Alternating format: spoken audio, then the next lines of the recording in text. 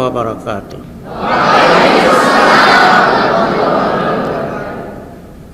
الحمد لله رب العالمين والصلاة والسلام على سيد الأنبياء والمرسلين نبينا محمد وعلى آله وصحبه أجمعين ومن تبعهم بإحسان إلى يوم الدين يوم لا ينفع مال ولا بنون إلا من أتى الله بقلب سليم أما بعد فأعوذ بالله السميع العليم من الشيطان الرجيم وما كان لمؤمن ولا مؤمنة إذا قضى الله ورسوله أمرا أن يكون لهم الخيارة من أمرهم ومن يعص الله ورسوله فقد ضل ضلالا بعيدا فقد ضلالا مبينا وقال في موضع آخر فلا وربك لا يؤمنون حتى يحكموك فيما شجر بينهم ثم لا يجدوا في أنفسهم حرج مما قضيت ويسلموا تسليما وقال النبي صلى الله تعالى عليه وسلم لا يؤمن أحدكم حتى يكون هواه طبعا لما جئت به رواه الدارمي وقال النبوي حديث صحيح ورواه الحاكم وصححه أما بعد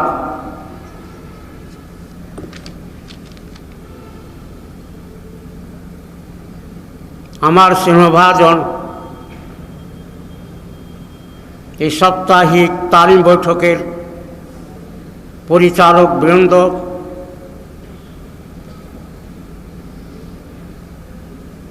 স্নেহভাজন ছাত্রগণ, উপস্থিত সুধীমণ্ডলী, প্রশংসা মাত্রই রব্বুল আলামিনের জন্য। অতঃপর লাখ দুরুদ সালাম তার শেষ নবীর উপর। আজকে আমার আলোচনার প্রসঙ্গ হবে প্রকৃত মুমিন মুসলিমের পরিচয়।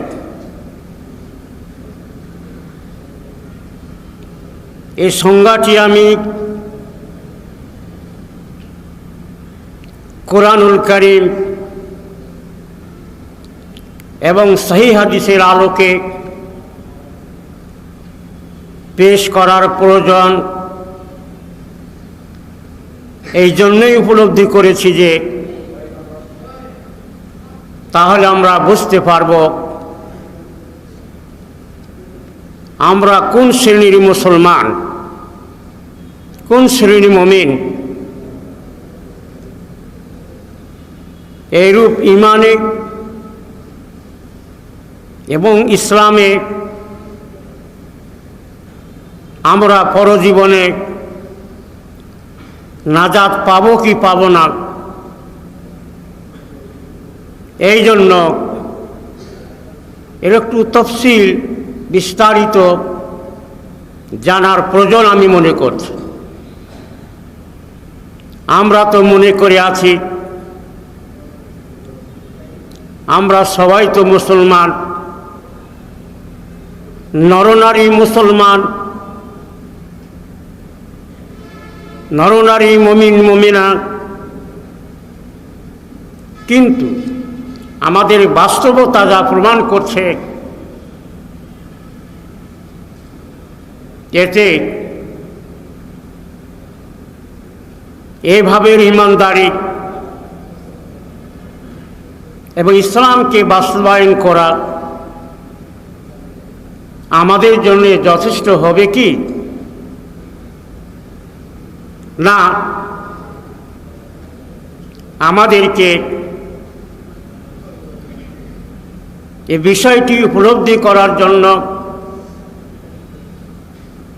ভালোভাবে সচেষ্ট হতে হবে।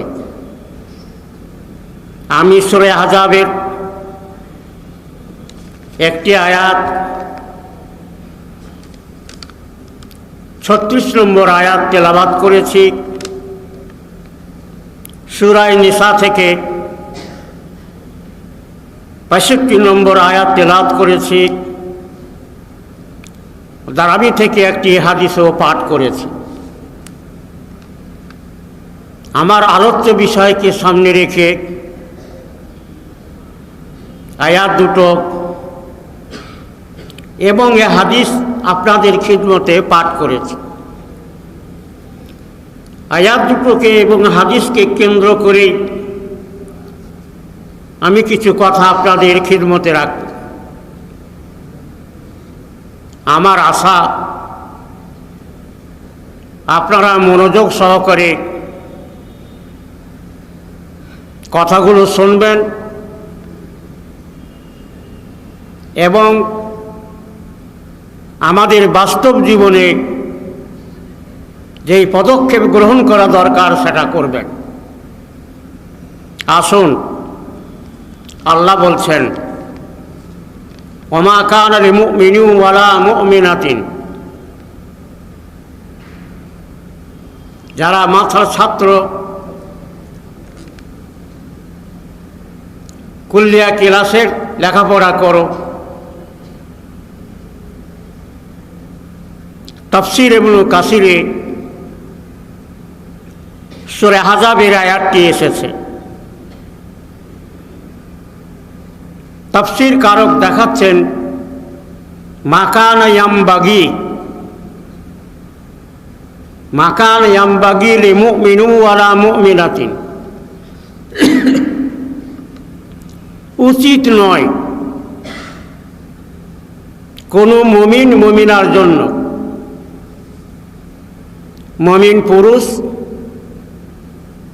এবং মুমিন মহিলা, এদের জন্য উচিত নয় যখন আল্লাহ এবং তার রাসূল কোনো সিদ্ধান্ত দিবেন, এই সিদ্ধান্তে তারা নিজের অধিকার, নিজের চাওয়া পাওয়া, নিজের ইখতিয়ারকে স্থান দিতে পারে, এটা কোনো মুমিন মুমিনার উচিত নয়। ওমান ইয়াসিল্লাহ ওয়া রাসূলাহু ফাকাদ দাল্লা দালালান মুবিনা, যে ব্যক্তি আল্লাহ এবং তার রাসূলের অবাধ্য হয়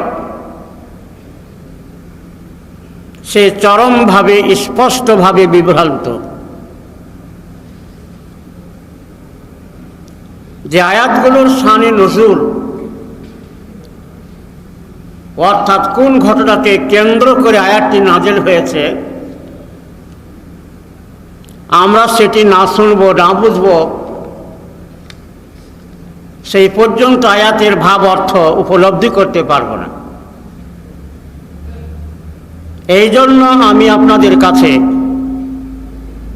তাফসীর ইবনে কাসির থেকে এর শানে নজুল ব্যক্ত করছি, মানে কোন ঘটনাকে কেন্দ্র করে রব্বুল আলামিন আয়াতটি নাযিল করলেন, ইনশাআল্লাহ সেটি উপস্থাপন করছি। ছাত্ররা তোমরা শোনো, তোমাদের মতো আমিও ছাত্র ছিলাম। বাংলাদেশ তখন স্বাধীন হয় নাই, পূর্ব পাকিস্তান ছিল। এই পাকিস্তানে লেখাপড়া শেষ করে আবার পশ্চিম পাকিস্তান উচ্চশিক্ষার জন্য গমন করেছিলাম। করাচি দারুল হাদিস রাহমানিয়ায় অধ্যয়ন করেছি। তারপরে পাঞ্জাব লায়লপুর আল জামিয়াতুস সালাফিয়ায় লেখাপড়া করেছি। আল্লাহর লাখো ফজল ও করমে স্বাধীনের পর দেশে ফিরে আসছি। এই কথাটি এই জন্য বললাম যে আমরা যখন কোনো ওস্তাদের কাছ থেকে ওয়াজ শুনতাম তখন খাতা কলম সাথে রাখতাম, কোন সময় কত গুরুত্বপূর্ণ কথা রাখেন এবং শ্রোতামণ্ডলীকে কি বোঝাবার চেষ্টা করছেন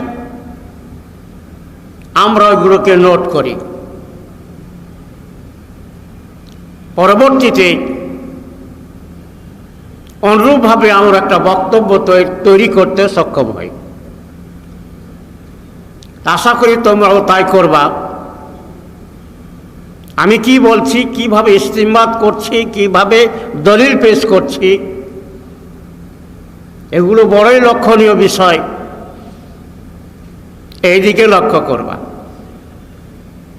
এখন আমরা আসি এই আয়াতটির শানি নজুল কি, কোন ঘটনাকে কেন্দ্র করে আয়াতটি নাজিল হইল, তার প্রেক্ষাপট কি, একটু সবাই মনোযোগ সহকারে শুনব। আমরা জানি আল্লাহর নবীর একজন পালিত পুত্র ছিলেন, তার নাম ছিল যায়েদ বিন হারেসা। মনে আছে তোমাদের? যায়েদ বিন হারেসা। তিনি বড় হয়েছেন, বিয়ে শাদী দিতে হবে, এই জন্য বিয়ের পায়গাম দিলেন তার ফুফাতো বোনের কাছে। তার নাম জাইনাব বিনতে জাহাস। জাইনাব বিনতে জাহাস, মনে থাকবে কি বললাম? আর যায়েদ বিন হারেসা। যায়েদ বিন হারেসার বিয়ের প্রস্তাব দিলেন জাইনাব বিনতে জাহাসের কাছে। জাইনাব হলেন আল্লাহর নবীর ফুফাতো বোন। কে? ফুফাতো বোন। জাইনাবের ভাই আব্দুল্লাহ, আব্দুল্লাহ বিন জাহাস, জাইনাব বিনতে জাহাস, আব্দুল্লাহ বিন জাহাস, মানে জাহাসের ছেলে আব্দুল্লাহ এবং জাহাসের কন্যা জাইনাব। আমি কি বুঝাইতে পারছি? একটু আমার সাথে কথা বলতে হবে, নইলে আমি বুঝবো না যে আপনারা আমার কথা বুঝতে পারছেন কি পারছেন। শ্রোতা যদি কথা না বুঝেন তাহলে বলতে ভালো লাগবে না। বুঝতে না পারলে দ্বিতীয়বার জিজ্ঞাসা করতে পারবেন এর অর্থটা কি হইল। যাক, বিয়ের পয়গামে জাইনাব রাজি হইলেন না। অনুরূপভাবে তার ভাইও রাজি হইলেন না। তার ভাইয়ের নাম কি? আব্দুল্লাহ। মনে রাখ, মনে করলেন আমরা কুরাইশ বংশের লোক, আমাদের একটা বংশগত মর্যাদা আছে কুরাইশি, তাই না? যাদের ভাষায় আল্লাহ নবী পাঠালেন, যাদের মধ্যে,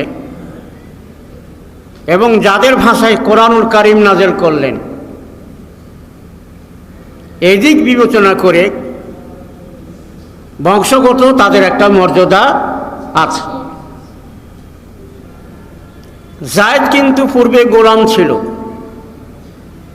এর ইতিহাস হয়তো জানা আছে। মহানবী তাকে মুক্ত করলেন, গোলাম থেকে মুক্ত করলেন। এই গোলামের বিয়ে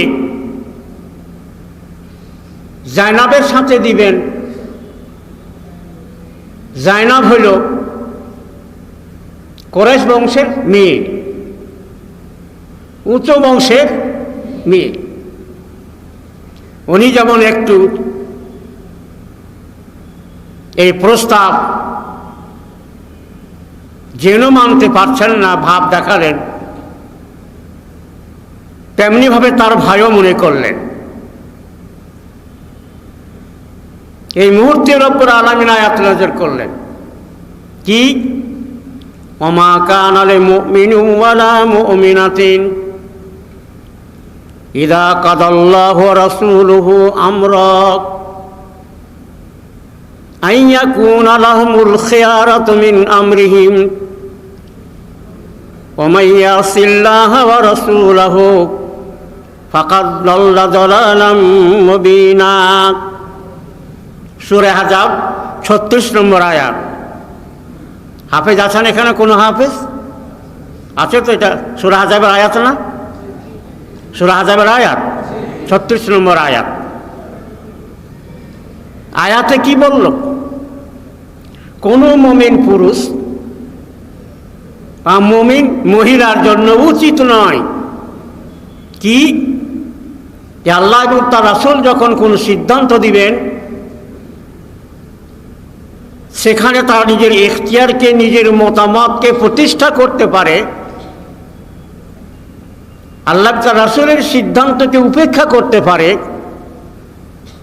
এমন কোন অধিকার কোনো মুমিন মুমিনার জন্য নাই।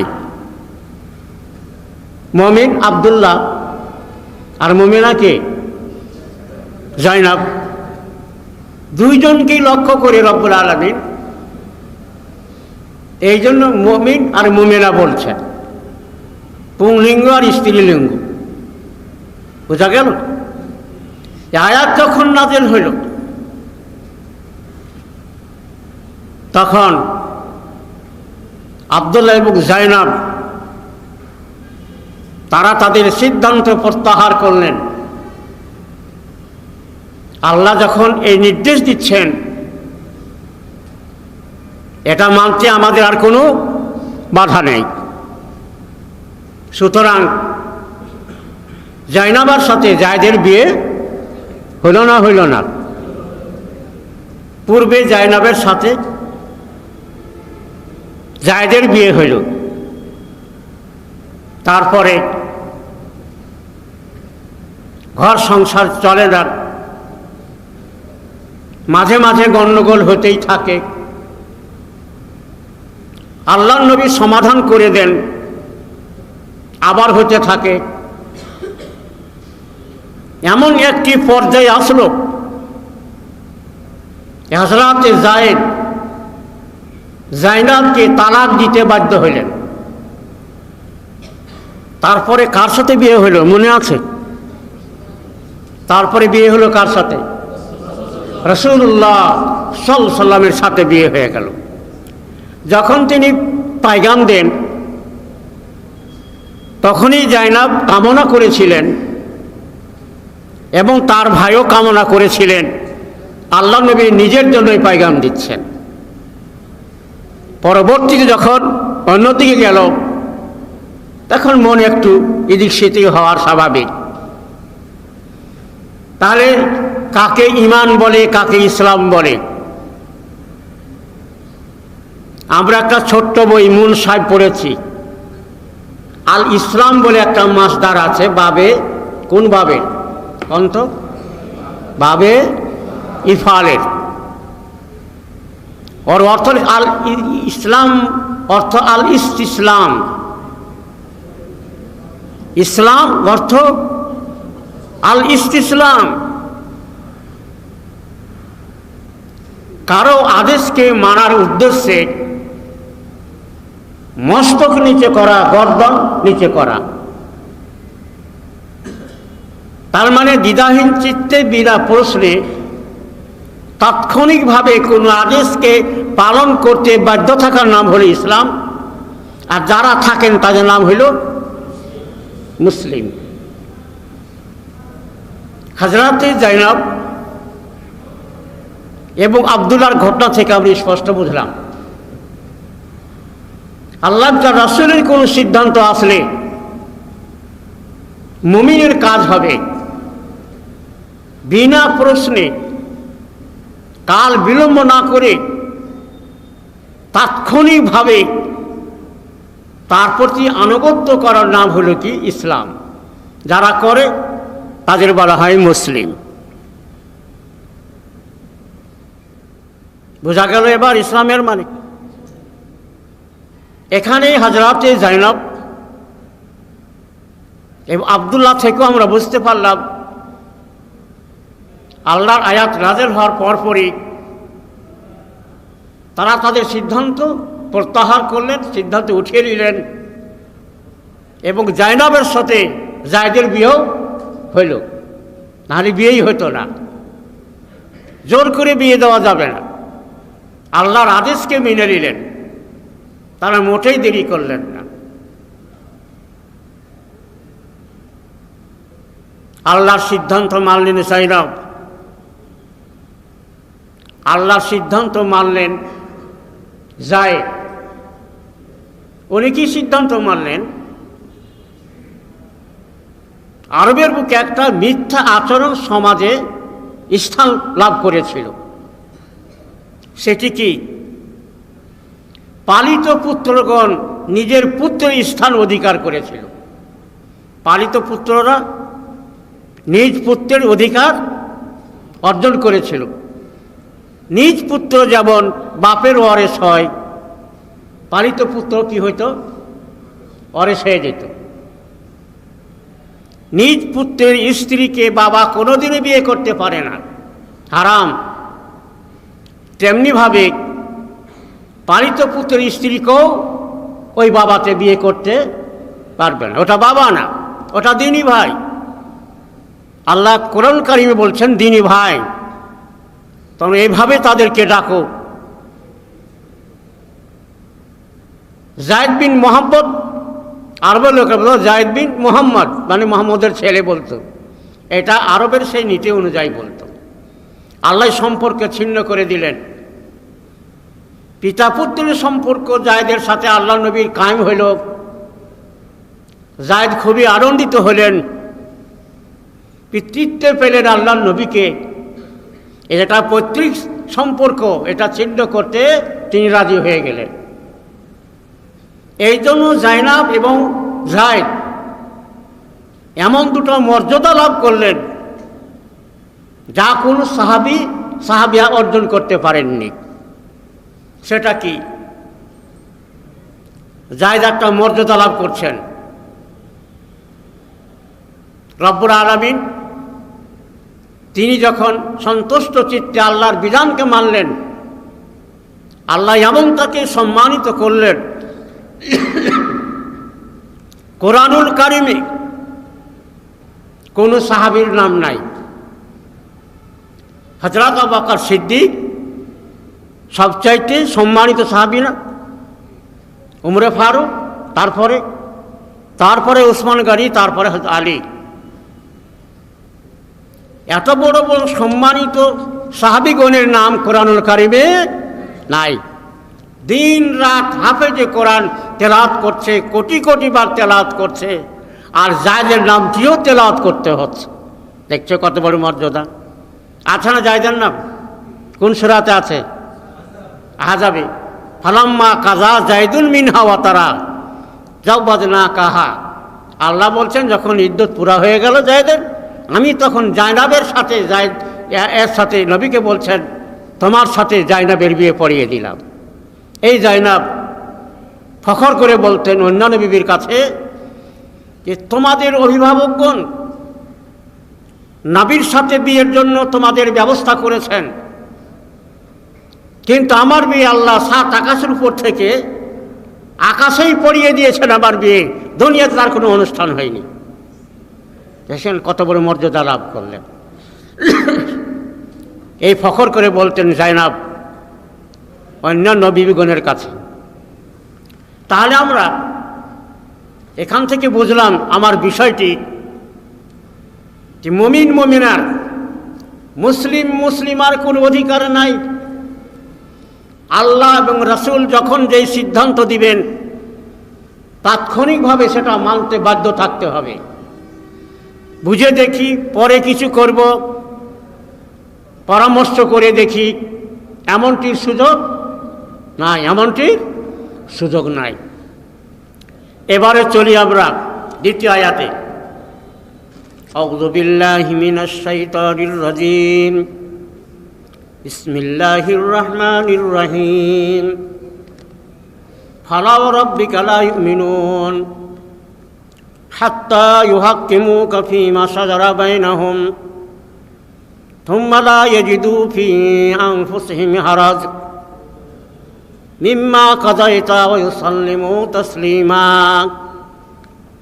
এটি 65 নম্বর আয়াত কার? সূরা নিসা। সূরা নিসার 65 নম্বর আয়াত। আল্লাহ বলছেন, শিক্ষা দিচ্ছেন নবীকে, ফালা মানে আপনি যেটা মনে করছেন তা নয়, লা, তোমার রবের কসম খেয়ে বলছি হে নবী, আমি তোমার রব,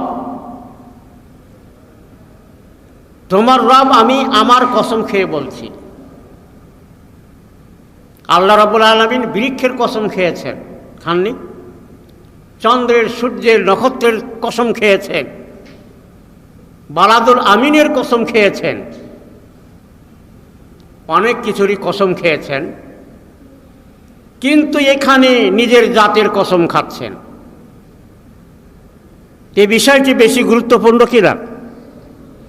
আমরা কসম খেয়ে কথা কখন বলি যে আমার কথার প্রতি গুরুত্ব আরোপ করে যেন শ্রোতারা, এই জন্য কসম খেয়ে কথা বলি, তাই না? তো রব্বুল আলামিন কসম খেয়ে বলছেন, আবার এমন কসম তিনি নিজের জাতের কসম খাচ্ছেন, ফালা ওয়া রাব্বিকা লা ইউমিনুন। কসম খেয়ে বলছেন তারা ঈমানদার নয়, লা ইউমিনুনা, তারা ঈমানদার নয়, তারা ঈমানদার হতে পারে না যতক্ষণ না তারা তাদের বিতর্কিত মসলায় তোমাকে ফয়সাল রূপে, বিচারক রূপে গ্রহণ না করেছে। কথাটা কি বুঝাইতে পারলাম? তাদের আপোষের গণ্ডগোল মীমাংসার জন্য যতক্ষণ তোমাকে বিচারক রূপে গ্রহণ করতে না পেরেছে, আমি আল্লাহ কসম খেয়ে বললাম তারা ঈমানদার নয়। বুঝলেন? এই বোঝা গেল কথাটা কত বড়, কত কঠিন কথা। আমাদের বিচার বিভাগ কোন পথে চলছে আপনারা বলবেন? বলতে কি পারবো আমরা যে আল্লাহর দেওয়া বিধান অনুযায়ী আমাদের কোর্ট চলে, আমাদের বিচার মীমাংসা হয়? এটা কি বলা যাবে? আল্লাহ কসম খেয়ে কি বললেন? যারা তাদের গণ্ডগোল মীমাংসার নিমিত্তে তোমাকে ফয়সাল রূপে গ্রহণ না করে নিয়েছে, ততক্ষণ পর্যন্ত ঈমানের দাবি করতে পারে না। 1 নম্বর কথা। দ্বিতীয় নম্বর, থুম্মা লা ইয়াজিদু ফী আনফুসিহিম হারাজ, অথবা তারা তাদের মনে মিম্মা কাযাইতা, তুমি যে সিদ্ধান্ত দিলে, ফয়সালা দিলে, তাতে কোনো প্রকার সংকোচ বোধ করল না, দুঃখ পেল না, কষ্ট পেল না, দ্বিধাহীন চিত্তে নির্বিঘ্নে আনন্দের সাথে ওই সাল্লিমু তাসলিমা সেটাকে গ্রহণ করে নিল। 1 নম্বরে শোনেন, আল্লাহ নবীকে ফয়সাল রূপে গ্রহণ করতে হবে, বিচার রূপে গ্রহণ করতে হবে। 2 নম্বরে তার কৃত ফয়সালার প্রতি সন্তুষ্ট হতে হবে, কোন রকমের সংকোচ বোধ করা চলবে না, বরং দ্বিধাহীন চিত্তে তাকে মেনে নিতে হবে। অনেক ফয়সালা অনেক সময় মানুষ বাধ্য হয়ে মানে, না মানলে উপায় নাই, বাধ্য হয়ে মানে। এখানে কথাটা ওইরূপ নয়। এখানে সন্তুষ্ট মনে, সন্তুষ্ট চিত্তে, দ্বিধাহীনভাবে আল্লাহর নবীর সিদ্ধান্তকে সমর্থন না করা পর্যন্ত ঈমানের দাবি করা। কথাটা সহজ না কঠিন কথা বললাম? আল্লাহ যে কথাটা বললেন এটা কঠিন কথা। আমাদের সমাজ থেকে এই ধারাই চলবে, আমাদের মাঝের বিচার মীমাংসাতে ধারাতে হবে এবং এই ফয়সালাকে আমরা সন্তুষ্ট চিত্তে মেনে নিব, তাহলেই তো আমরা মুমিন। রব্বুল আলামিন কসম খেয়ে কথাটা বললেন। এই আয়াতটির শানে নজুল কোন ঘটনা কেন্দ্র করে আয়াতটি নাজিল হলো সেটা আমরা শুনি। আসুন, বুখারী শরীফের দ্বিতীয় খণ্ড এবং প্রথম খণ্ডে আছে। দ্বিতীয় খণ্ড কেতাবুত তাফসিরে আছে, আর প্রথম খণ্ডে কেতাবুল বইয়ের মধ্যে আছে। কি? জুবাইর আল্লাহ নবী ফুফাতো ভাই, আল্লাহ নবী ফুফাতো ভাই। এক আনসারের সাথে তার দ্বন্দ্ব বাঁধল। ইন্না জুবাইরা খাসামা রাজুলান মিনাল আনসার, এক আনসারি লোকের সাথে তার দ্বন্দ্ব। কি শরীদিল মিনাল হাররাতে, একটা নালা ক্যানেলের ব্যাপারে যেটা হাররা থেকে প্রবাহিত হয়ে আসছে, তাদের বাগানে ঢুকবে, বাগানে পানি দেওয়ার জন্য একটা ক্যানেল। জুবাইরের জমি ছিল উপরে আর আনসারি জমি হলো নিচে।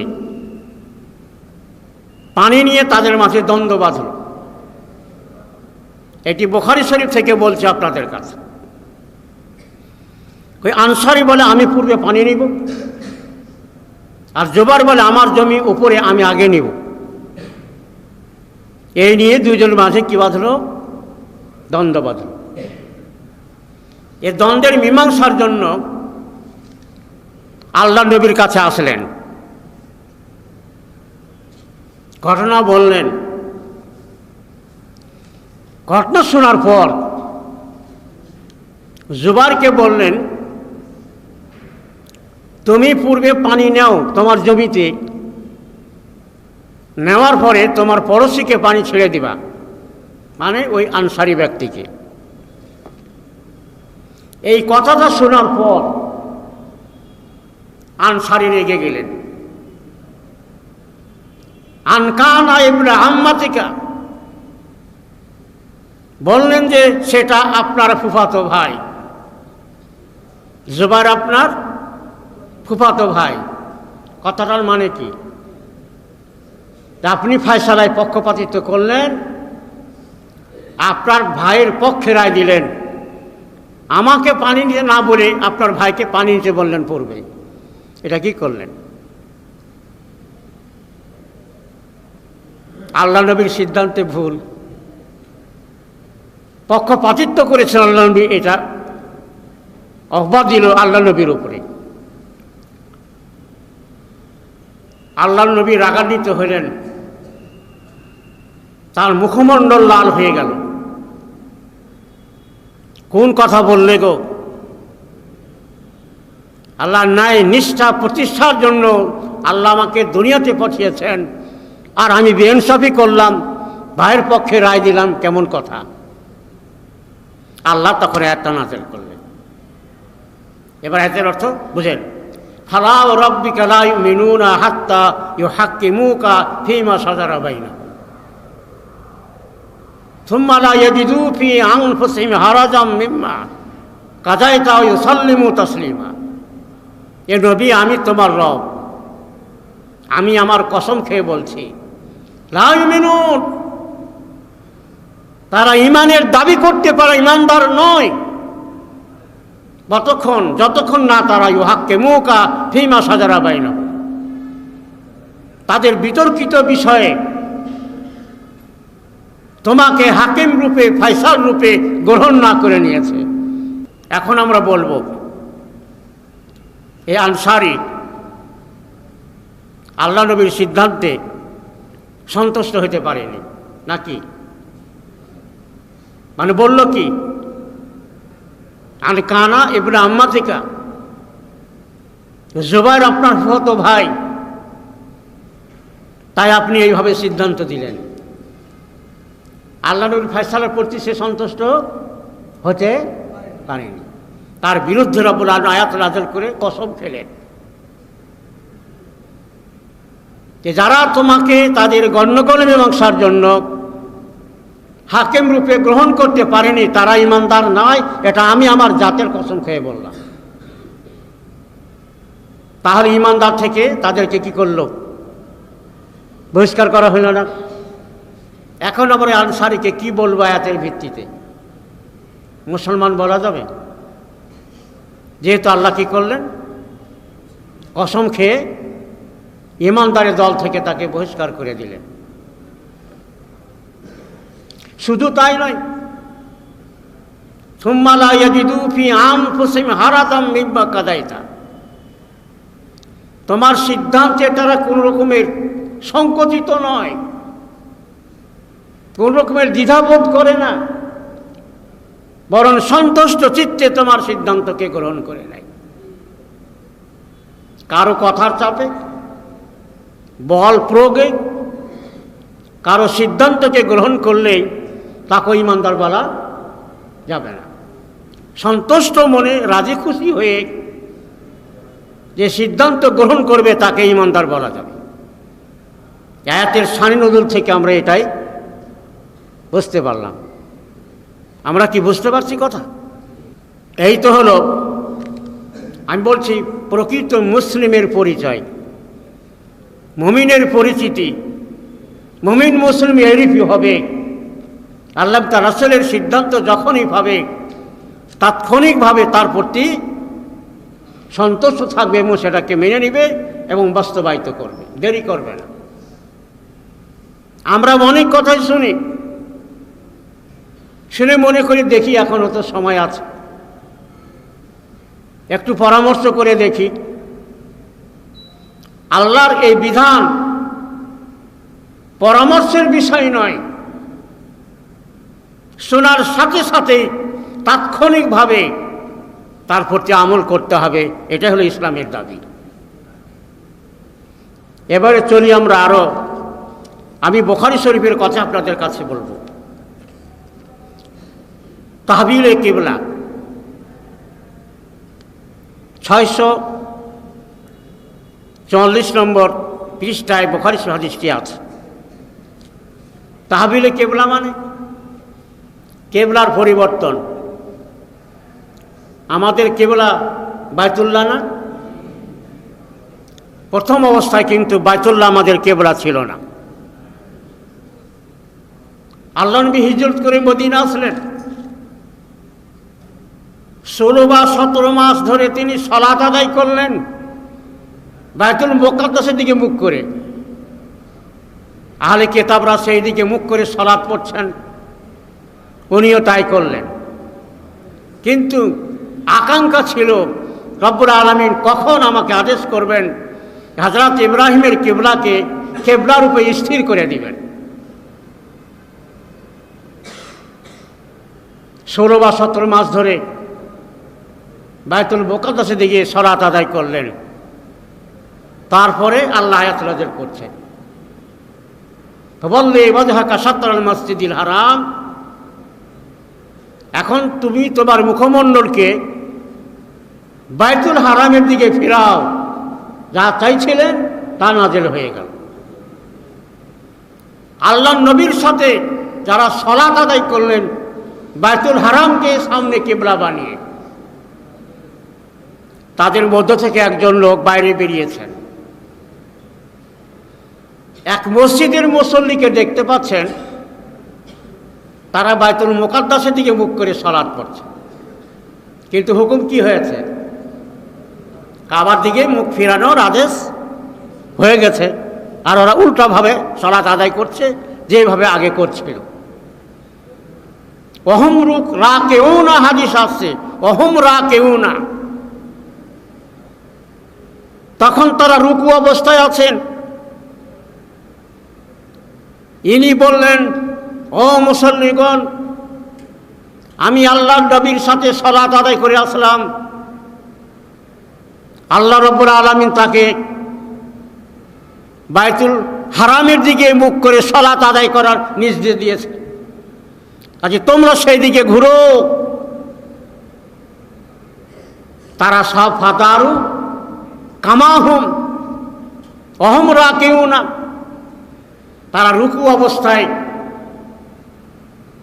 কার দিকে মুখ ফিরাইলেন? কাবার দিকে মুখ ফিরাইলেন। এখানে দেখার বিষয় হচ্ছে কি, তার এক সালাতের মধ্যে আছেন, বাইতুল মুকাদ্দাস দিকে মুখ করে আছেন। ওই যে কাতার করে সব মুসল্লি ওই দিকে মুখ করে আছেন। এই কথাটা যেমন কানে আসলো, দেরি না করে তাৎক্ষণিকভাবে রুকুর অবস্থায় তারা কাবা শরীফের দিকে মুখ ফিরিয়ে দিলেন। দেখছেন আল্লাহর হুকুমকে কি পালন করতে হবে। ওনারা চিন্তা করেননি যে সালাতের মধ্যে আছে এটা শেষ করে নি, পরবর্তী থেকে ওই দিকে মুখ করে নামাজ পড়ব না, এমনটি করার অধিকার কোনো মুমিন মুমিনার নাই। যখনই কথা শুনবে তাৎক্ষণিকভাবে তার প্রতি আমল করতে হবে।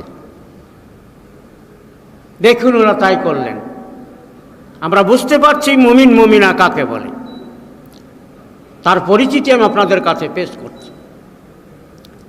এবারে চলুন আগে বাড়ি।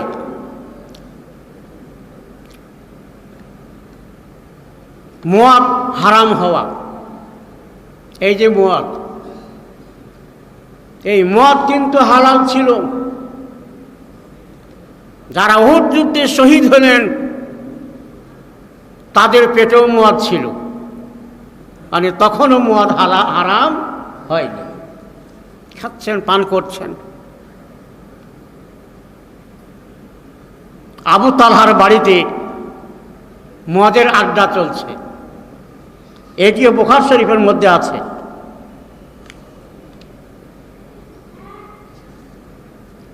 নুমান বিন বশির বলছেন, আমি মদ ঢেলে ঢেলে দিচ্ছি, সব পান করছে। মদের আসর। এমত অবস্থায় আল্লাহর নবীর তরফ থেকে ঘোষক আসলো, আলাকাত হরমাতিল খামর, সাবধান হয়ে যান, মদ হারাম হয়ে গেছে। মদ এখন সাহাবীগণ কি করলেন? বুখারী শরীফ প্রমাণ করে মদ ঢেলে কেউ গিলাসে নিয়েছে, কেউ ঢালছে। আর এই মতো অবস্থায় এই ঘোষণা, সব ফেলে দিলেন। এই ঢালা মদ, গিলাসের মদ আর মুখ দিলেন না। একেই বলে মুমিন মুমিনা।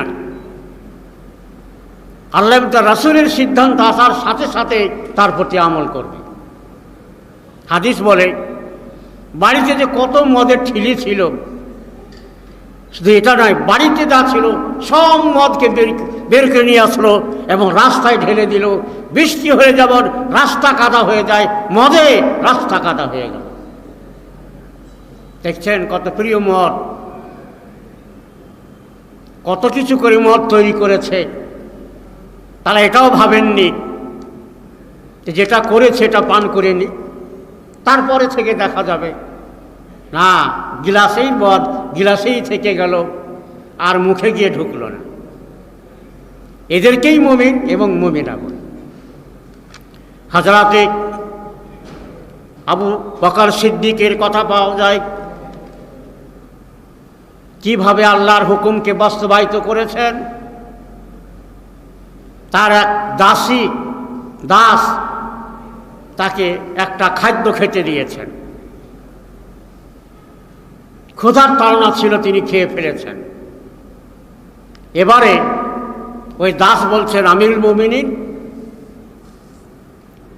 আপনি তো জিজ্ঞেস না করে খেতেন না, আমি কিভাবে কোত্থেকে এটা এনে দিলাম আপনাকে। আপনি জিজ্ঞেস করে খেতেন, আজকে যে জিজ্ঞেস না করে খেয়ে ফেললেন। বললেন ক্ষুধার তাড়না ছিল, খেয়েছি, বলো কি ব্যাপার। তিনি বললেন, আমি এক সময় গণকদারি করছিলাম। গণক বুঝি তো, ওই যে ভবিষ্যৎবাণী করে, কারো কোনো জিনিস হারিয়ে গেলে ঠিক ঠিক বলে দেয়, বলে ধারণা করে মানুষ তার কাছে যায়। এক ব্যক্তির কোনো জিনিস হারিয়ে গেছে, সে আমার কাছে আসলো, আমাকে বলল, আমিও বলে দিলাম। আমি কিন্তু জেনে শুনে বললাম না, এমনি বলে দিলাম, কিন্তু কথাটা ঠিকই হয়ে গেছে, ওই জিনিসটা সেখানে সে পেয়ে গেছে। বোঝা গেল কি? এর একটা প্রাপ্য ছিল, গণকদারকে এইভাবে প্রাপ্য দেয়, টাকা দেয়, হালুয়া দেয়, মিষ্টি দেয়, উপঢৌকন দেয়। তো ওই লোকটি সেই দিন আমাকে কিছু দিতে পারেনি। আমি তার কাছ দিয়ে অতিক্রম করছিলাম, কোনো জায়গা যাচ্ছিলাম, আর ওই ব্যক্তি ডেকে আমাকে আমার ওই পাওনাটা দিয়েছে। কিসের পাওনা এটি কত? গণকদারি করার পাওনা। গণকদারি করা হারাম, এদের কাছে কেউ যাবেন না, এদের কথায় কেউ বিশ্বাস করবেন না। যদি যান, তাদের কথা বিশ্বাস করেন, তাহলে ইমান থেকে খারিজ, আবার কালেমা পাঠ করে মুসলমান হওয়া। আল্লাহর রাসূলের আনিত বিধানকে সে অস্বীকার করলেন। তাহলে পেশাটা কি হালাল না হারাম?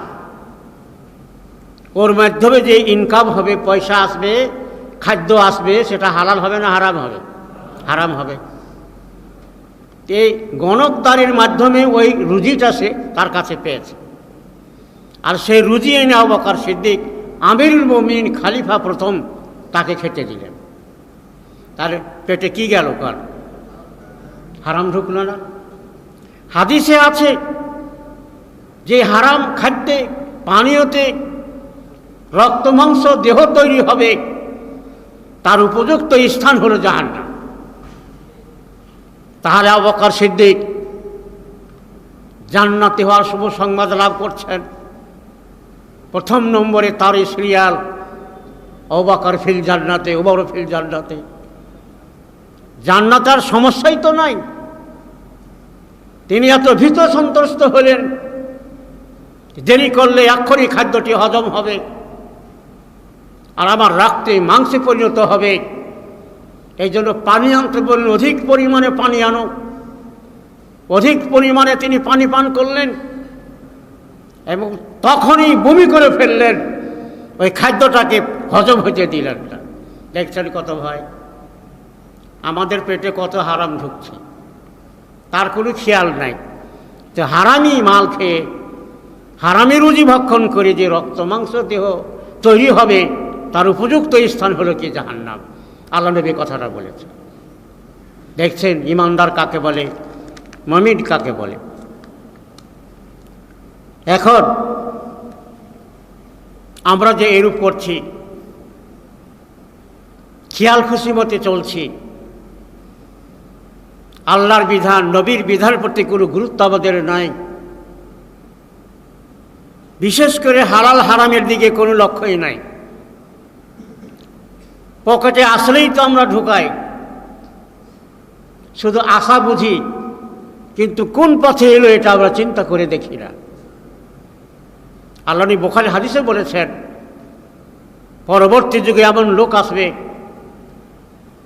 শুধু আশা বুঝবে, কিন্তু এরা হালালি পথে আসলো না হারাই পথে আসলো এটা চিন্তা করে দেখবে না।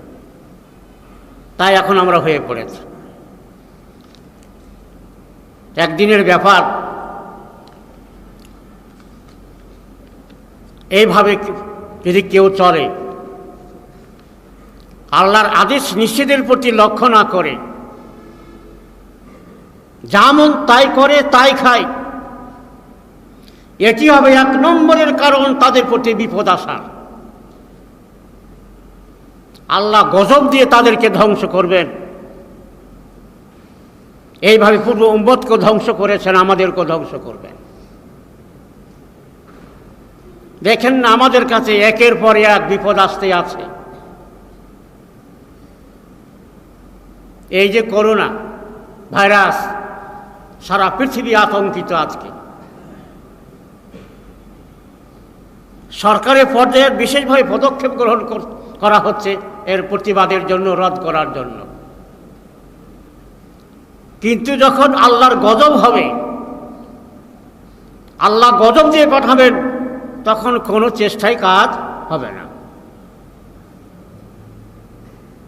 এই জন্য যেখানের মানুষ সেখানেই ফিরে আসতে হবে, আল্লাহর কাছে ফিরে আসতে হবে, আল্লাহর কাছে ক্ষমা চাইতে হবে, সংশোধন হয়ে যেতে হবে, তওবা করতে হবে। তাহলেই আমরা এই গজব থেকে মুক্তি লাভ করতে পারব।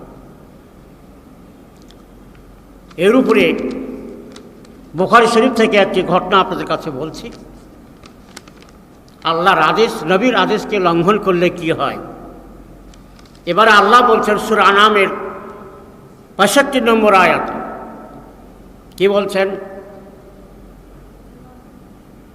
কুল হুয়াল কাদিরু আলা আন ইয়াবআসা আলাইকুম, কুল হুয়াল কাদিরু আলা আন ইয়াবআসা আলাইকুম আযাবাম মিন ফাওকিকুম আও মিন তাহতি আরজুলিকুম আও ইয়ালবিসাকুম শিয়াআ ইয়াযীকা বা'দাকুম বা'সা বা'দ। সূরা নাম ৬৫ নম্বর আয়াত। আল্লাহ বলছেন তিনি ক্ষমতা রাখেন যে আন ইয়াবআসা আলাইকুম আযাবান মিন ফাওকিকুম, তোমাদের প্রতি নাজেল করবেন, পাঠাবেন তোমাদের উপর থেকে আযাব, মানে আসমান থেকে আযাব আল্লাহ পাঠাতে পারেন।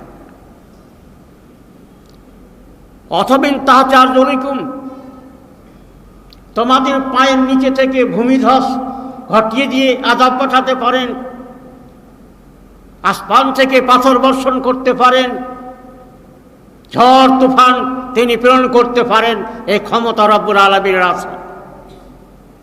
আরো আও ইয়ালবিসাকুম শিয়াআ, তোমাদেরকে বিভিন্ন দলে বিভক্ত করে দিবেন। এই দলগুলো হবে পরস্পর বিরোধী, কেউ কাকু সমর্থন করবে না, এমন দলেরও সৃষ্টি করে দিতে পারেন। আর কি করবেন? ইউযীকা বা'দাকুম বা'সা বা'দ, পরস্পরকে পরস্পর থেকে আযাবের স্বাদ গ্রহণ করাবে। পরস্পর পরস্পরকে খুন করবে, মারবে, কাটবে। আমাদের বাংলাদেশি দেখি আমরা পরস্পরকে পরস্পরে খুন করছি, মারছি। ভারতের কথা চিন্তা করেন, মিয়ানমারের কথা চিন্তা করেন, চীনের কথা চিন্তা করেন, মুসলমান কিভাবে নির্যাতিত হচ্ছে। এই গজবগুলো আমাদের আসছে আমাদের কারণে, যেহেতু আল্লাহর বিধানকে আমরা ছেড়েছি।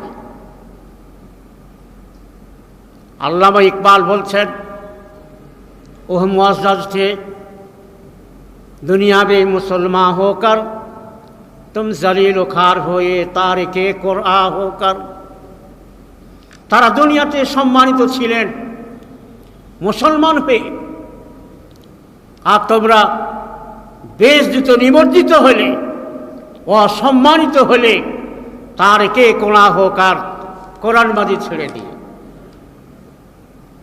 আমাদের সংরক্ষণের উপায়, আমরা নিজের ইজ্জত নিয়ে হেফাজতে জীবনযাপন করব, তার মূল বিষয়টি হলো কোরআনুল কারীম।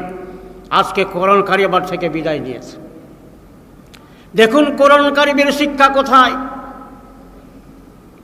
কোরআনুল কারীমের প্রতি আমল কোথায়। কোরআনুল কারীম আমাদের ব্যক্তিগত, পারিবারিক, সামাজিক, রাষ্ট্রনীতিক, আন্তর্জাতিক ক্ষেত্রে পথ নির্দেশ, পথ দেখাবে, পরিচালিত করবে। আজকে কোরআনুল কারীমকে আমরা বিদায় দিয়েছি। কয়জন কোরআন মাজিদ শিক্ষা করছে এবং কোরআন প্রতি আমল করছে? কোরআন আমল আমাদের নাই, আমাদের কাছ থেকে বিদায় নিয়েছে। তাহলে কি এইভাবে গজবে আমরা পতিত হব না? আল্লাহ তো এই জন্যই গজব পাঠাবে। আজকের পত্রিকায় দেখেছেন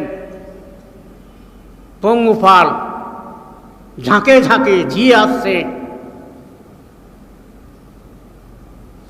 ইহুদি, ইসরায়েলে এবং ভারতে। ফেরাউনের যুগে আসছিল। ফেরাউন যখন নবী মূসাকে মানল না, অনেক নিদর্শন চাইল, তাও মানল না। এই পঙ্গুফল তার যুগে আসছিল, অনেকই বিপদ আপদ আসছিল। এমন একটা জন্তু যে ফসলের উপর দিয়ে উড়ে যাবে, সমূলে শেষ করে দিবে, চুষে খেয়ে নেবে, কোনো দানা থাকবে না। ফেরাউন যুগে তাই হয়েছিল। এটা মানব দেহের উপর আক্রমণ না করলেও অর্থনীতি একেবারে চুরমার হয়ে যাবে। ওটা ইসরায়েলে এবং ভারত দিকে ধীরে আসছে। বাংলাদেশে কখন আসবে দেরি নাই।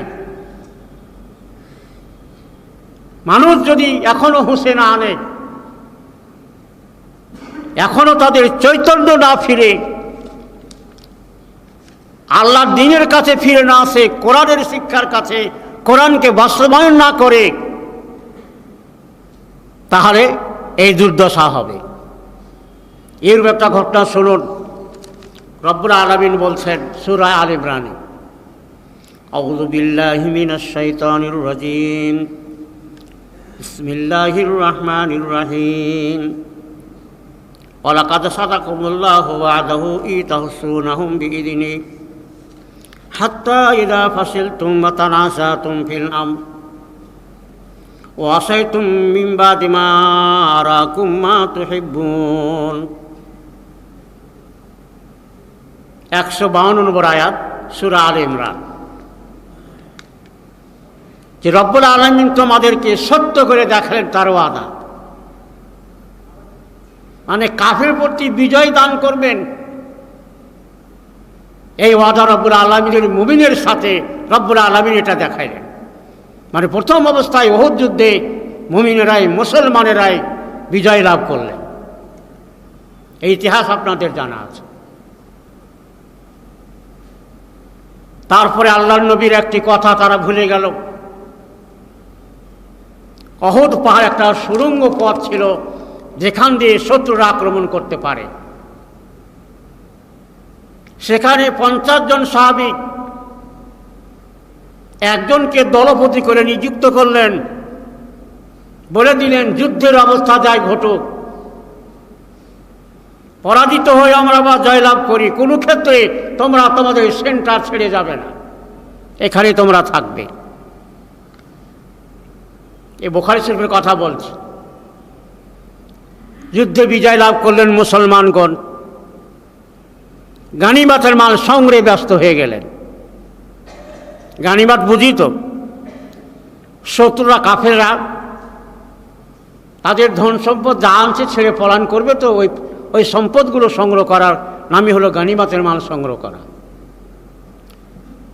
বাকি সাহাবীগণ এই সংগ্রহে ব্যস্ত হলেন।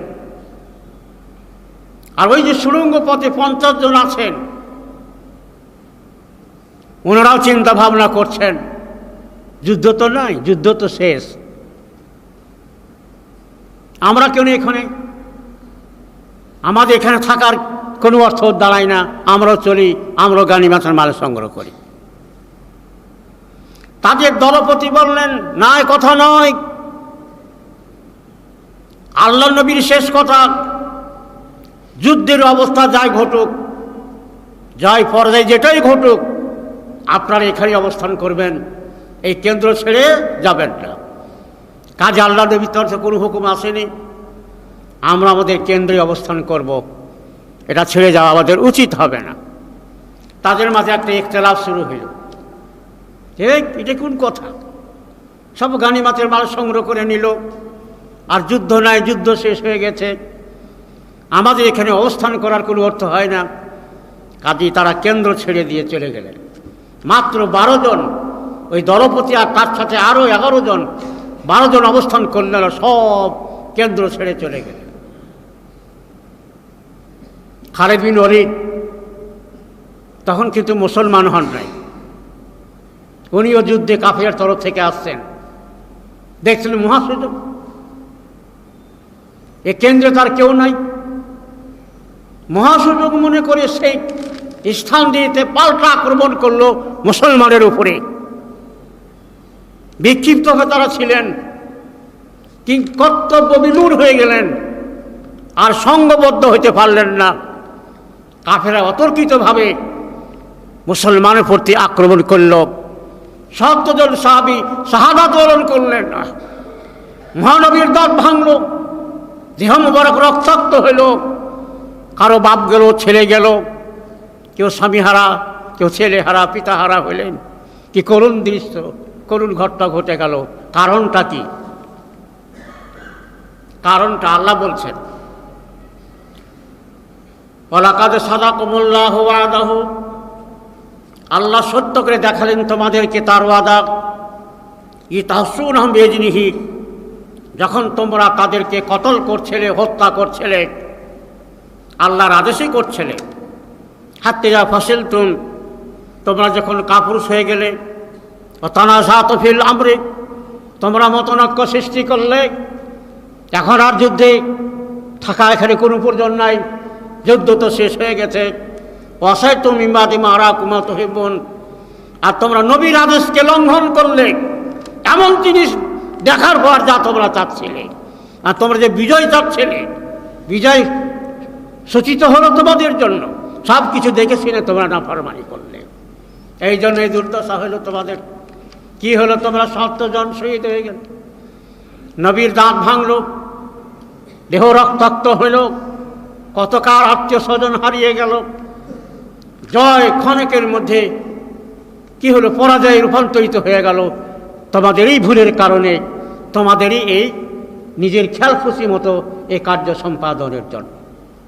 কারণ কোন ইতিহাসে প্রমাণ নাই যে সাহাবীগণ সেই দিনে যেই ভুলটা করেছিলেন, আল্লাহর নবীর নির্দেশকে ভুলে গেলেন, আল্লাহ নবীর নির্দেশকে বাস্তবায়ন করতে গিয়ে ইখতিলাফ শুরু হইল, মতনৈক্যের সৃষ্টি করলেন তারা। কি? আল্লাহ নবীর কথা ছিল যুদ্ধকালীন সময়ের জন্য যুদ্ধ চলবে, তোমরা কেন্দ্র ছেড়ে যাবে না। এখন যে যুদ্ধ নাই, আমাদের এখানে থাকার কি কারণ? এই যে মতনৈক্য করলে, তোমরা করে কেন্দ্র ছেড়ে দিলে, দুশমন আক্রমণ করল, তোমাদের এতগুলো সব শহীদ হয়ে গেল, মারা গেল, তোমাদের নবী রক্তাক্ত হলেন, কত কষ্ট পেলেন তিনি এক জায়গায় পড়ে গেলেন। কাফের চিৎকার করে বলল, নবী নাই, নবী নাই, নবী নাই, আমরা তাকে শেষ করে দিয়েছি। কি হইচই শুরু হলো মদিনার বুকে। মা বোনরা মদিনা থেকে বেরিয়ে দৌড় দিচ্ছেন যুদ্ধের মাঠে। কি হলো, কি হলো? এক মহিলা দৌড় দিয়ে যাচ্ছেন, আর বলছে, কোথায় আপনি যাবেন? আপনার স্বামী, আপনার ছেলে, আপনার সব ঠিক আছে। এগুলো আমার কথা না, আল্লাহর নবীর কথা কি সেটা তুমি আমাকে জানাও। যতক্ষণ না শুনবো তিনি ঠিক আছেন, তার কোনো ক্ষতি নাই, আমি ততক্ষণ পর্যন্ত শান্তি পাবো না। কারণটা শুনলেন আপনারা? সাহাবীগণ একটিমাত্র ভুলের কারণে, একটিমাত্র ভুল, একদিনের ভুল, তাও সরাসরি আমরা ভুল ধরতে পারি না। তারা বুঝতে ভুল করলেন, তারা বুঝলেন যে এটা যুদ্ধকালীন সময়ের জন্য এই নির্দেশ ছিল, যুদ্ধ নাই, যুদ্ধ বন্ধ হয়ে গেছে, এখানে থাকার আমাদের কোনো অর্থ হয় না। এটা বুঝের ভুল, এই জন্য এমন পরীক্ষায় ফেললেন, অনেক ক্ষয়ক্ষতি হয়ে গেল, অনেক কিছু হয়ে গেল একদিনের একটি বিষয় ভুলের কারণে। যদি এই ঘটে, তাহলে আমরা সারা জীবনে সারাক্ষণ সর্বকাজে আল্লাহ নবীর আদেশকে লঙ্ঘন করে চলছি, আমাদের কি হতে পারে আপনারাই কথা কি বুঝলেন? তাহলে আমাদের প্রতি আল্লাহর কেমন গজব আসতে পারে? এই করোনা ভাইরাসকে নিয়ে চিন্তা করছি, আবার পঙ্গপালকে নিয়ে চিন্তা ভাবনা করছি। আমাদের কাছে আসতে পারেন এমন কথা তো বলা যাবে না। মানুষ যতই চেষ্টা করুক, যদি আল্লাহ অবশ্যই এই বালা মুসিবত পাঠান, রোকার কারো ক্ষমতা নাই, একমাত্র তিনিই আমাদের এই বালা মুসিবত থেকে উদ্ধার করতে পারে। তাহলে কখন? যখন আমরা ঠিক হব, তখন, যখন আমরা আমাদের কেন্দ্রে ফিরে আসবো, তখন যে এইভাবে কোরআনের সাথে দুর্ব্যবহার করছে, কোরআনের পাঠ পঠন, তার প্রতি আমল, সব কিছু থেকে আমরা সরে চলে আসছি। পাঠ পঠন নাই, সহিশুদ্ধভাবে কোরআন পড়তে আমরা জানি না। কয়জন পড়তে জানি? হাজারে হাজারে যদি 10 জন ধরা যায় তাহলে কোরআন পড়তে জানি, আবার সহিশুদ্ধ করতে পড়তে জানি না। হয়তো একজন জানি, কিন্তু আমল না করার ক্ষেত্রে সব সমান। যারা পড়ে না তারাও আমল করে না, যারা পড়ে তারাও আমল করে না। আমলের ক্ষেত্রে আমরা কেউ নাই। তাহলে কোরআনুল কারীমের সাথে এই দুর্ব্যবহার করলে আমাদের বেইজ্জতি হবে না, পরের কাছে আমরা মার খাবো না, তো কি হব? মিয়ানমার কর্তৃক সেখানের মুসলমানরা কীভাবে নির্যাতিত হলেন, কত মা বোনের ইজ্জত হরণ হইল, কত বেআইনি করা হলো, পুড়িয়ে মারা হইল। এই ভারতে কি করা হচ্ছে? কাশ্মীরি ভাইদের প্রতি কি নির্যাতন চালানো হচ্ছে? কি আইন চালু করলো এই মোদি? তার ভারতে কোনো মুসলমানকে রাখবে না, মুসলমানকে সেখান থেকে বিতাড়িত করবে। কি দুর্দশা! এই তো মুজিবুর রহমানের এই যে শতবার্ষিকী আছে না, মৃত্যুবার্ষিকী উদ্যাপনের জন্য তিনি যোগদান করতেন, কিন্তু এই যে করোনা ভাইরাসের এতে তার আশাটা বন্ধ হয়েছে। মানে বাইরে কাকু আসতে দিচ্ছে না, যেতে পারছে না। কিন্তু দেখুন আমরা কোথায় চলে গেছি। এই জন্য কবি ইকবাল বললেন, ও দুনিয়া মে মৌসে মুসলমান হো কার তুম সলিল খার হয়ে তারিকে কোরআ হো কার। কোরআন ছেড়ে দিলে এইরূপই হইতে হবে, তাই আমরা কিন্তু হয়ে গেছি। সাহাবায়ে কেরাম কিভাবে কোরআনুল কারীমকে বাস্তবায়িত করেছেন। ইবনে আব্বাস বলছেন, আমরা 10টি আয়াত পড়েছি, 10টি মাত্র।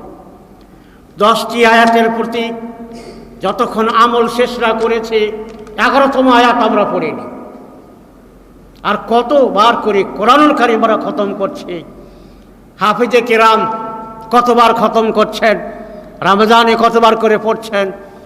আমল কোথায়? আমলের কোনো খবরই নাই। একটা নেকির আশায় পড়ে, 1 অক্ষর পড়লে 10 নেকি পাওয়া যাবে, এ কথাটা ঠিক, কিন্তু আক্ষরিক নেকি নিয়ে হাসরের মাঠে কোনো কাজ হবে না। কোরআনের প্রতি আমল করলো না, জাহান্নামী হয়ে গেল। এই আক্ষরিক নেকি নিয়ে কি জান্নাতে যেতে পারবে? একজন মানুষ সুদকে হারাম করছে রব্বুল আলামিন। সূরা বাকারার শেষে সুদ হারামের আয়াতগুলো আছে, যারা কোরআন পড়েন তারা জানেন। ব্যাংকে উনি চাকরি করেন, সকালে উঠে কোরআন তেলাওয়াত করছে, মানে সকালে কোরআন তেলাওয়াত করলে অনেক নেকি পাওয়া যায়, এ আশায় তিনি তেলাওয়াত করছেন। ওই সুদ নিষেধ, সুদখোরের সাথে মহাযুদ্ধ ঘোষণার কথা কোরআনে আছে। সুদ যদি পরিহার না করে তার সাথে যুদ্ধ ঘোষণা করো। সুদ ছাড়তেই হবে, কোনো ক্রমে সুদ খাওয়া যাবে না, হারাম হারাম। সুদদাতা, সুদ গ্রহীতা, সাক্ষী, লেখক 4 জনই সমানভাবে গুনাহগার। এসু ব্যাংক কার দ্বারাই চলছে? বাংলাদেশের ব্যাংকগুলোতে সব হিন্দু আছে নাকি না মুসলমান আছে? কারণ মুসলমান আছে না? নাই। কথা বলছেন না কেন? মুসলমান আছে। তাহলে মুসলমানকে তো বললেন যে সুদদাতা, গ্রহীতা, সাক্ষী, লেখক তারা সমান গুনাহগার। তাহলে কোনো মুসলমান ব্যাংকে চাকরি করতে পারে? সুদী ব্যাংকে পারে? তো কারা চাকরি করছে? যিনি চাকরি করছেন খুব আনন্দিত না, আমি ব্যাংকে চাকরি করি, এত টাকা বেতন পাই, আনন্দিত। এই আনন্দ হওয়া চলবে? তাহলে ওই ব্যক্তির সকালবেলা কোরআন তেলাওয়াত করলো এবং সুদী আয়াতগুলোকেই পড়লো, এবং সে হারাম কোনো ক্রমে সেটা খাওয়া যাবে না, নেওয়া যাবে না, এটাই পড়লো, গিয়ে চাকরিতে যোগদান করলো। কোথায়? এই কোথায় গেল? ব্যাংকে গেল না, যেখানে সুদ আছে ওখানে গিয়ে ঢুকলো। তাহলে এই কোরআন তেলাওয়াত করে কোনো লাভ হইল? বুঝতে হবে, আমল করতে হবে, না হলে কোনো উপায় নাই, না হলে কোনো উপায় নাই। আমলের একটা হাদিস আপনাদের কাছে পেশ করব। সাহাবায়ে কেরাম কীভাবে আমল করছেন।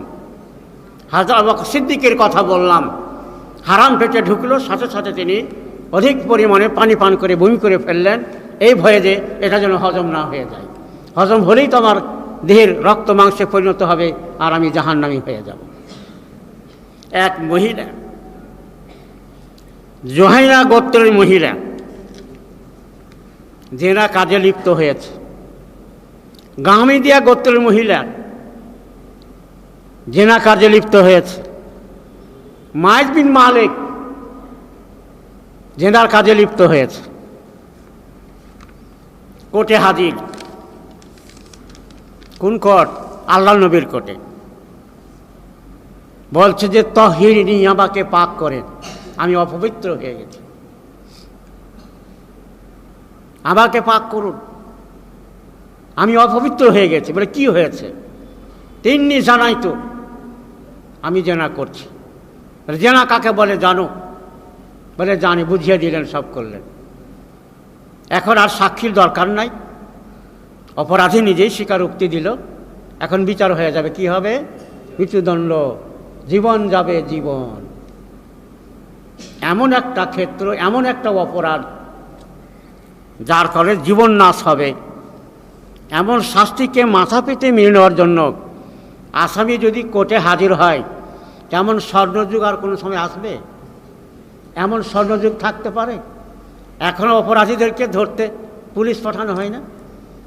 কত রকমের চক্রান্ত করে অপরাধীর বিচার করা যায় না, কতক না তার পক্ষ অবলম্বন করে, আর আসামি নিজে এসে হাজির। এক মহিলা পেটে হারামি বাচ্চা আসছে, আল্লাহ নবীকে বললেন, আল্লাহ নবী বললেন যে তুমি ফেরত যাও, তোমার পেটের বাচ্চা আছে, এটা খালাস হয়ে যাবে, ওর তো কোনো অপরাধ নাই, তারপরে তুমি আসো। মহিলা গেলেন, বাচ্চা খালাস হইল। খালাস হওয়া মাত্রই দেরি না করে আল্লাহ নবীর কোর্টে হাজির। মানে দেরি সয় না, যদি মৃত্যু হয়ে যায় তো কি হবে আমার? এই দেখেন আমার বাচ্চা, এটা হলে কি হবে? এখন তার প্রতি পালন দরকার আছে না? কে করবে এটা? যাও, যখন রুটি খেতে শিখবে তখন তুমি এসো। চলে গেলেন। এবার রুটি খেতে শিখছে, রুটি একটা টুকরা তার হাতে দিয়ে আল্লাহ নবীর খিদমতে হাজির। এই দেখুন, ছেলে এখন রুটি খাচ্ছে, হয়তো আপনি বিশ্বাস করবেন কি না, এই জন্য সাথে আমি রুটি দিয়ে নিয়ে আসছি। বললেন এখনও তো সম্ভব না, তুমি তো মরবে, তোমার তো জীবন শেষ, এরপরে ছেলেটা কে দেখাশোনা করবে? একজন সাহাবী সে দায়িত্ব গ্রহণ করলেন যে আমি এর দেখাশোনা করব। তখন তার কোমর পর্যন্ত পুঁতে দিয়ে দূর থেকে পাথর ছুঁড়ে তাকে মেরে শেষ করে দিলেন। এইরূপ সুন্দর শান্তিময় সমাজ কোথায় আছে? শয়তানের চক্রান্তে পড়ে ভুল কর্মে যদি কোনো অপরাধ হয়ে যায়, আসামি নিজেই কোর্টে হাজির হয়ে তার অন্যায়ের কথা, গুনার কথা স্বীকারোক্তি দিবে আর শাস্তি দিবে, এটা মাথা পেতে পেতে দিবে। আল্লাহ নবী তাকে বারবার ফেরত, যাও, চলো, যাও, ফাস্তাগফিরি ওয়াতুবি ইলাল্লাহ, তুমি আল্লাহর কাছে ক্ষমা চাও। না, আমি গুনাহ নিয়ে কী করে মরব? হাসরের অবস্থা আমার কি হবে? দুনিয়ার শাস্তি সহজ, আখিরাত থেকে আমি এখানে শাস্তিটা দিয়ে নিই। আমার বলার উদ্দেশ্য হইল সোনার সমাজ, সোনার মানুষ, জান্নাতময় জিন্দেগি, দুনিয়াতেই মানুষ জান্নাতে বসবাস করবে। এটা যদি কোরআনের প্রতি আমল করে, কোরআন শিক্ষা করে, তাহলেই সম্ভব, না হলে কিন্তু সম্ভব না। বাংলাদেশ সরকার শান্তি প্রতিষ্ঠার জন্য, দুর্নীতি মুক্ত করার জন্য বাংলাদেশকে খুব চেষ্টা করছেন, কিন্তু কোনো দুর্নীতি কি গেছে? যায়নি। তার কারণ দুর্নীতি দূরীকরণের যে ঔষধ, সেটা ব্যবহার করা হচ্ছে না। সেই কোরআনের শিক্ষার দিকে মানুষকে ডাকছে না, সেই ইমানের দিকে মানুষকে আহ্বান করছে না। একমাত্র ইমান এই অপরাধীকে অপরাধ থেকে ফিরিয়ে আনতে পারে, আর কোনো জিনিস নাই। প্রশাসন যতক্ষণ দেখবে ততক্ষণ প্রশাসন আরে তখন চুরি হবে না, হবে না, ডাকাতি হবে না, হবে না। কি তার ইমান তাকে বলবে না, এটা হারাম, আল্লাহ আমাকে দেখতে পাচ্ছে, আল্লাহর অগোচরে আমি নাই, আমার লেখা হচ্ছে, আমার দেহের অঙ্গ প্রত্যঙ্গরা লিখছে, এ পৃথিবী লিখছে, সবাই লিখছে, তখন ওই লোকটা এই গোনা থেকে ফিরে আসতে বাধ্য।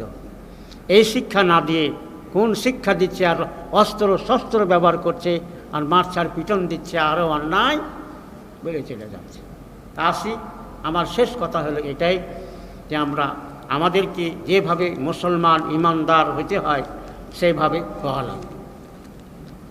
ইমানদারের মতো ইমানদার, মুসলমানের মতো মুসলমান হলে সত্যি আমরাও সেই শান্তিতে বসবাস করতে পারবো, আমরাও দুনিয়াতে জান্নাত পেয়ে যাব, আমাদের সমাজে কোনো দুর্নীতি থাকবে না, আমাদের সমাজে সব পূর্ণরূপে দুর্নীতিমুক্ত হয়ে যাবে।